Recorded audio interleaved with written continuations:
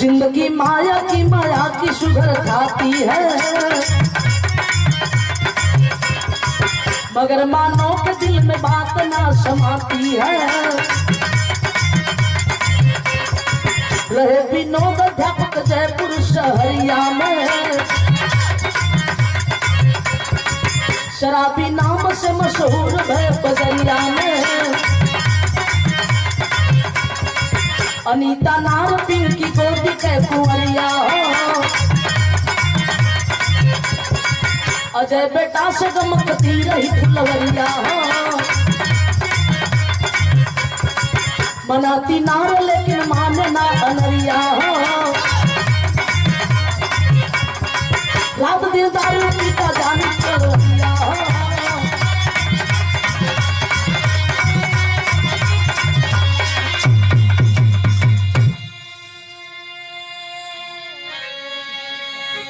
कहानी तनी समझ ले। जयपुर का रहे वाला विनोद सरकारी मास्टर, जिनके धर्म पत्नी का नाम अनीता, औलाद ग्रुप में मालिक एक बेटा एक बेटी दिले हो। बेटी बड़बाजोनी, बेटी का नाम पिंकी हो, छोट मुन्ना हो। चन्नी मुन्ना का नाम बड़ा प्यार से अजय रखल गल। छोट परिवार में मास्टर साहब अपनी परिवार के जिंदगी के बाबूजी परवरिश करत हूँ। समय बड़ा नीमन बीतत बा। मैं बताती हूँ बाबूजी, संगत से गुड़ होता है, संगत से गुड़। कुछ लोग काम बनौले को होला और कुछ लोग ऐसा होला कि तनिके में काम बिगाड़ भी दिल। कहले का मतलब विनोद शाकाहारी व्यक्ति थे, नशे पत्ती से कोई मतलब नहीं, बिल्कुल नफरत था। लेकिन संगी साथी लोगों का लत पकड़ के कुछ दिन तक बियर पीने लगे। बियर से जब इतना मन ना भरल, इंग्लिश शराब पीने लगे। वैसे भी मन ना भरल, रोड पे उतर गई। कहले का मतलब पूरा जिला जवार के लोग समझ गई, विनोद मास्टर साहब एक नंबर के शराबी हो चुके हैं। आखिर सारे लोग बड़े चिंतित हैं, ये नशा कैसे छूटेगा इनका। समय बीतने लगा। एक दिन एक समय आया,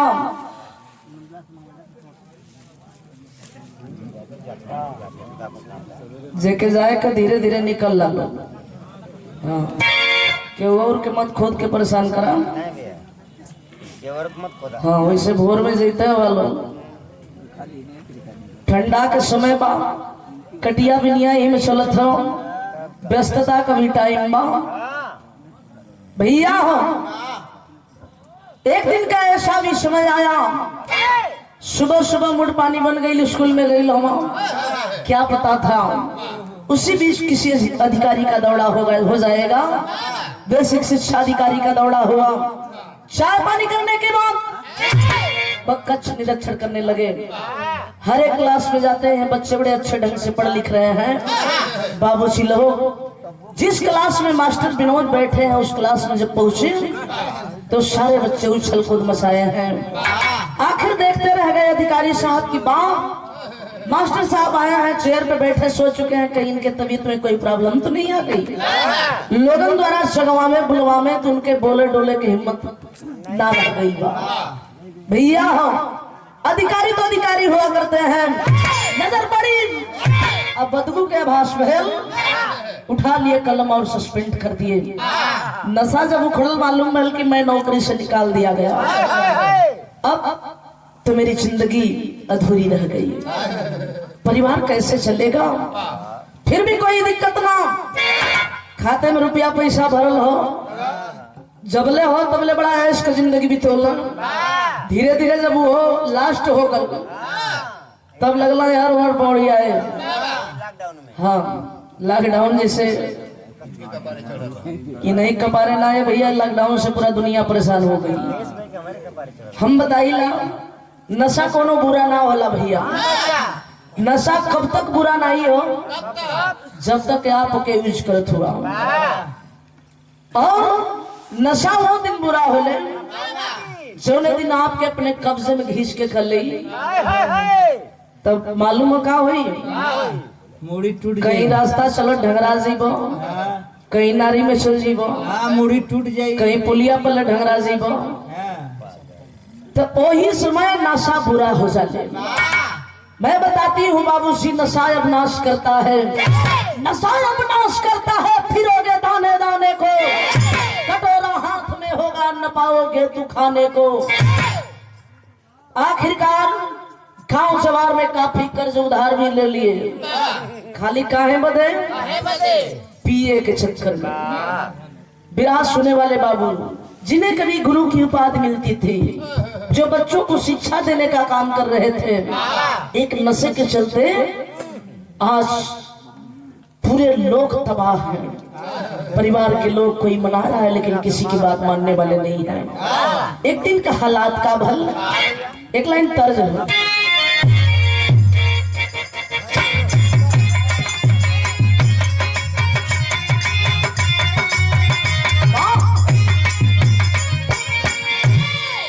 अरे हम प्रीतिया हो, हम प्रीतिया,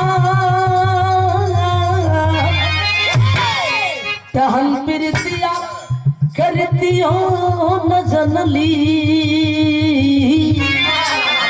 अरे हम प्रीतिया करतियो न जनली, कि जिंदगी जवाब हो गई। करतियो न जनली, कि जिंदगी जवाब हो गई।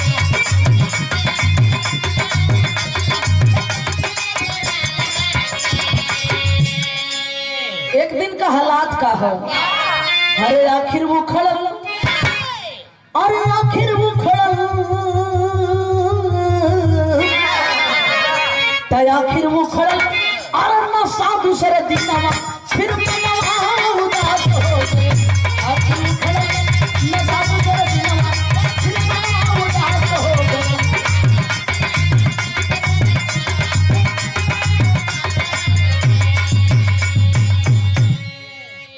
नशा का चस्का जब शरीर से उतरेला तो लोग कहला कि देखा अब सुते लगल, अब उनके फलाने के गोत थियो। नशा जब शरीर से उखड़ल, सुबह सुबह का बेरा है, एक लोटा पानी मंगलम, मुंह धोला और सोचे लगलम कल का जुगाड़ बड़ा नीक हो गल, कोनो इसने अजुओ मिल गई था, आज कभी जुगाड़ बढ़िया हो जाई। भैया मुंह धो के मार्केट तरफ निकललन, और जब मार्केट की ओर गई देखबा ई हवा के बतिया हवा छोड़ दो, घरवा का स्थिति का हो गई।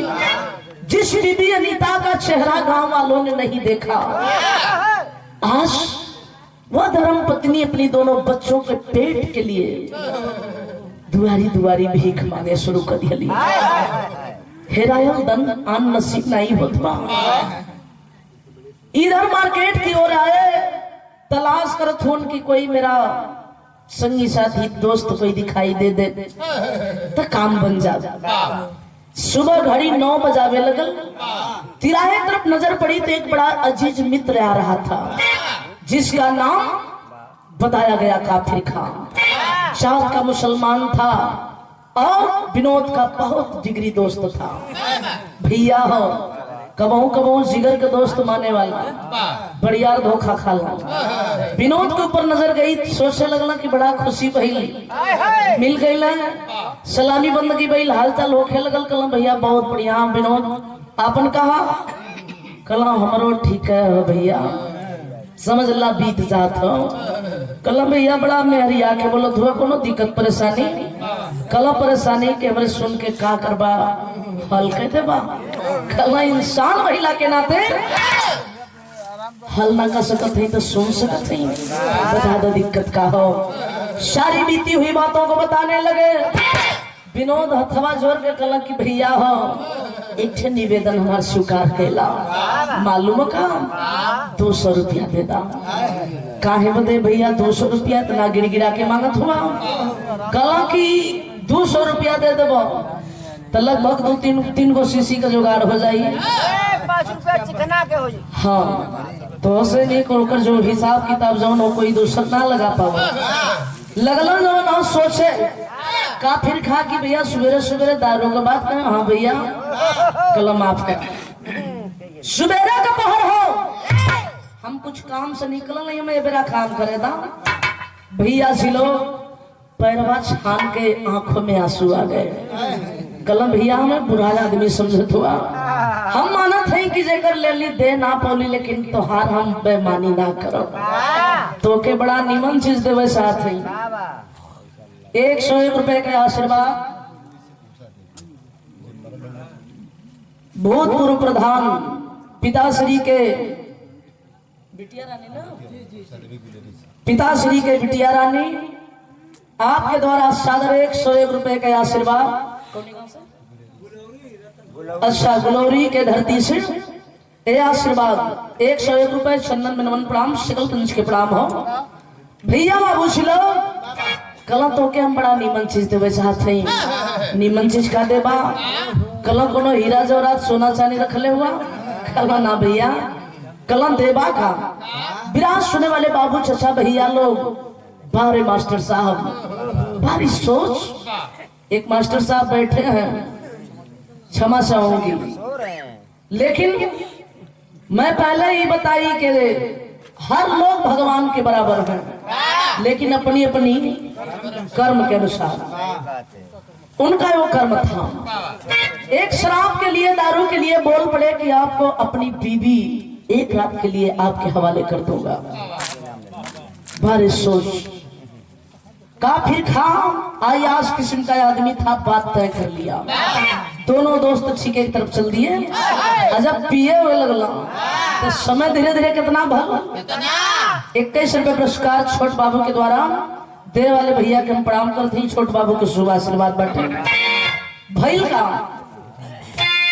अरे दिन भर जम के भैल दारू बाजी, शाम को घर आए तब तीनों बाजी।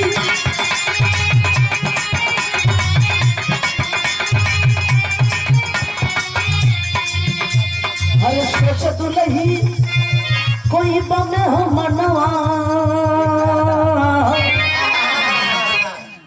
धीरे धीरे पूरा दिन बीत गल, रात का बेला हो गई। दोनों दोस्त चल दिए अब घर की तरफ। जब घर में आए आज घर की स्थिति क्या है, मांगने से भी ठीक नसीब नहीं हुआ।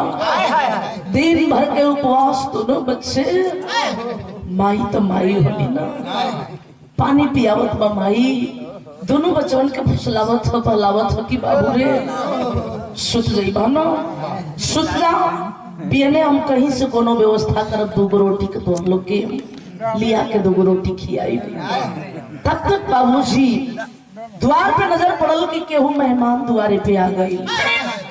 आय हाय हाय, दिलवे में अरमान टूट गल। मेहमान अइला के दुख न बा, घरवा में बैठल धर्म पत्नी नीता रोवे लगलो, मालिक सुलाना देवे लगल कि बा भगवान आज मेरी द्वार पे मेहमान तो भेज दिया, मेहमान अइले के दुख नहीं हो, लेकिन आज हमारा भी औकात नहीं हो कि थोड़ा सा मीठा दे के 1 गिलास पानी से जौन हो द्वार की मर्यादा बसा ले। चिंतित है, बाहर आई, कुर्सी वगैरह लगौलस, शेर लगौलस, बैठलन, भीतर गई न बर्दाश्त भल। बड़ोसन के घर में गईली, दौड़ के थोड़ा सा मीठा लेके अली, पानी पियोली, फिर भीतर जाके बैठ गई। सोचत है घड़ी धीरे धीरे रात 8 बजावे लगल। लगत बा मेहमान चाय वाला ना हुआ। हे भगवान अगर रुक भी जाई है तो रुकले कभी हमें दुख नहीं हो, दुख है उन्हीं बात कहो, अपने उपवास सुत जाए, दोनों बच्चों के सुता ले। एक अतिथि के, एक मेहमान के कैसे उपवास द्वार पे सुताई। लोग कहला अतिथि देवो भव, मेहमान भगवान के बराबर बोलन, उपवास कैसे सुताई। पड़ोसन के घर में दौड़ के गईली, हाथ जोड़ के रो पड़ली, कली बहनी आज हमारी द्वार का बनल बनावल मर्यादा डूब जाए चाहे। हे बहनी ज्यादा ना, खाली एक आदमी के, एक व्यक्ति के खाए भर चावल और दाल दे दे तू, आज हमारे द्वार का मर्यादा बच जाए। फिर कल भी है हम कहीं से भी टुकड़ा मांग के ले आई, बाहर चावल और दाल वापस कर दे। लेके पड़ोसन के घर से चावल और दाल खरवा ली तो देखवा कैली का तर्ज बदल गई।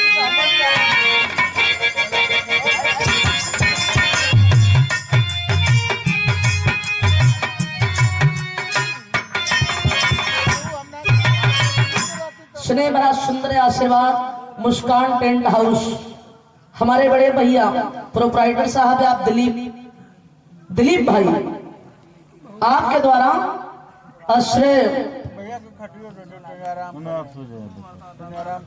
क्षेत्र पंचायत सदस्य आपके द्वारा जय 51 रुपए के आशीर्वाद आपके चरणों में नमन प्रणाम, सकल कंज के प्रणाम बा, जेकर टेंट का व्यवस्था हो भैया के बहुत बहुत सा सादर प्रणाम।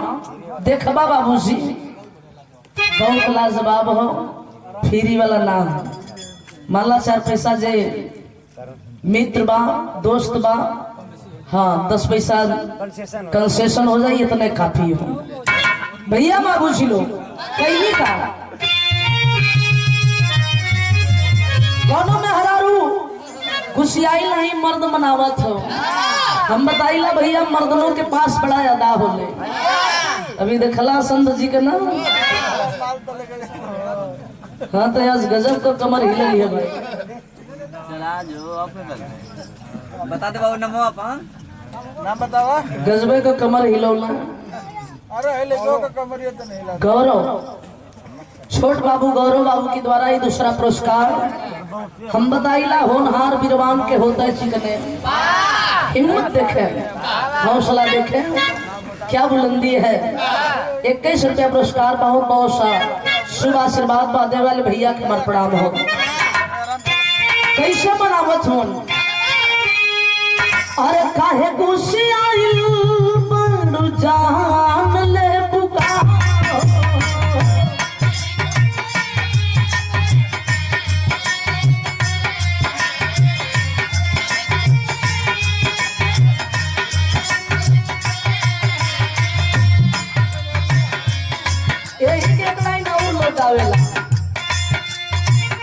सोनरा के सगरी दुकान ले दुकान,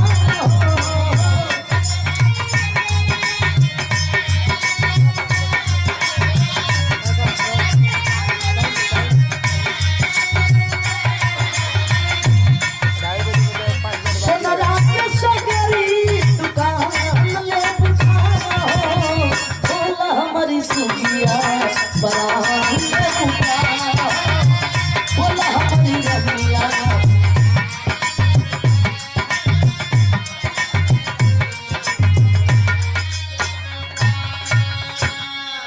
लेकिन बिरहा में भाव दिहल गल, हर रची रची खनावा बनाए देली ना,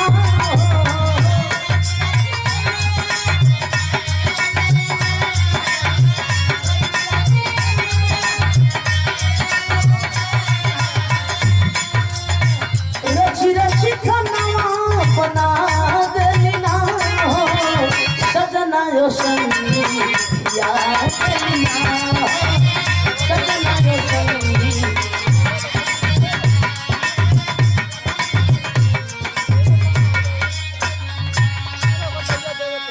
बड़े आदर पूर्वक से खाना बनौली, घूंघट की आड़ से इशारा करत थी कि स्वामी भोजन तैयार हो गई, हाँ मेहमान के लेके आई भोजन कर ले। दोनों मित्र झूमते हुए आए, बैठकर बड़े ऐश के साथ भोजन तो कर लिए, जरा सा भी खाना ना बचल कि बचवन के भी खिया दे। फिर भी हौसला है हिम्मत है, बगल वाले कमरे में जाती है, बेड बिस्तरा सही कैली, इशारा कैली कि सैया हो फला रूम में मेहमान के लेके जाइए आप आराम करें। उधर जब दोनों दोस्त गए तो अनीता कैली का एक ठे घटना घटल, अरे सुतली सजरी आजा अपने गुजरिया,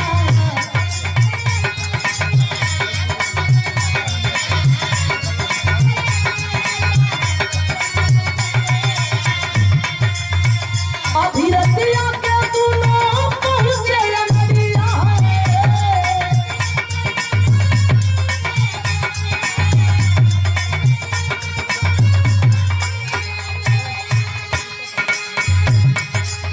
अरे दिल की पियसिया बुझाए दे तू ना हो। ये है गजब हो गल। अनीता दोनों बचवन के लेके अली, हाँ सुतलिया हल्का सा पहली नींद लगी, ए जना देखबा ठीक घटना घटे जात बा।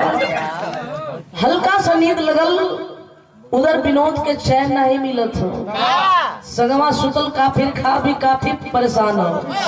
एक करवटिया वो करवटिया, एक करवटिया टेरले बा खैले बा। धीरे धीरे घड़ी जब 12 बजाई है रात, मास्टर साहब आस्ते आस्ते कैसा आवत है आवेदा, जिम्मेवारी आपके ऊपर बा। हाँ, घरे में से लोगन के ठेल ठेल के लिया के जना दियावे का काम है आपका। परम सम्मानित यादगारी मानने स्वर्गीय हमारे बाबूजी के छोटे से पुत्र हैं, बड़े हमारे भैया वीर बहादुर, आपके द्वारा सादर 101 रुपए के आशीर्वाद चरणों में आपके कोट कोट सम्मान सादर। जय भीम नमो बुद्धा। ए भैया बाबूजी लोग, आखिर हल्की सी नींद आई, काफिर खा के नजर घड़ी के ऊपर गई तो सोचे लगल कि अरे वाह 12 बज गई रात, अब इसका मतलब हमें अपना काम कर लेना चाहिए। विनोद के खोदे लागल, है विनोद तो हार हम काम कर दिली, वादा के अनुसार हमार भी काम कर दा। विनोद अखिया मिसत के हो भैया, जल्दी जल्दी में चलल के जा गईलन। हाँ, अनीता के रूम का दरवाजा खटखटावे लगलन। अनीता, आए अनीता, सो गई? खोलो दरवाजा। पति की आवाज कानों में जाते ही नंगे पांव दौड़कर भाग कर आई। गेटवा खुल्लस, अजू ही खुल्ला हो भैया। विनोद मास्टर रूम के अंदर प्रवेश कर गए, लाइट जलत था। रूमवा के अंदर जब प्रवेश कर, यहाँ तक तो स्वाभाविक है, पति आए रूम के अंदर प्रवेश कर गए तो कोई गलत नहीं है। लेकिन गलत कहाँ भल? विनोद के पीछे लगल है काफिर खा भी अंदर प्रवेश कर गया। और जानते हैं क्या किया? जाते ही जाते अनीता की कलाई छट से पकड़ लिया, और जब कलाई पकड़ा तो रोम रोम धिक्कारने लगा। डांट कर कहती है, कैसे बेहुदा मर्द है आप? मेरे पति के आंखों के सामने या मेरी कलाई पकड़ने की आपकी जुर्रत कैसे हुई? कलैया झट से छोड़ दलस, पीछे 2 कदम हट गल। सोचे लगल के भाई बड़ा दिक्कत देखा तो गरम मिजाज लगत ये काम बिगाड़ी का। विनोद की नजर अनीता की तरफ गई, भारे पति अनीता की तरफ गई तो बोले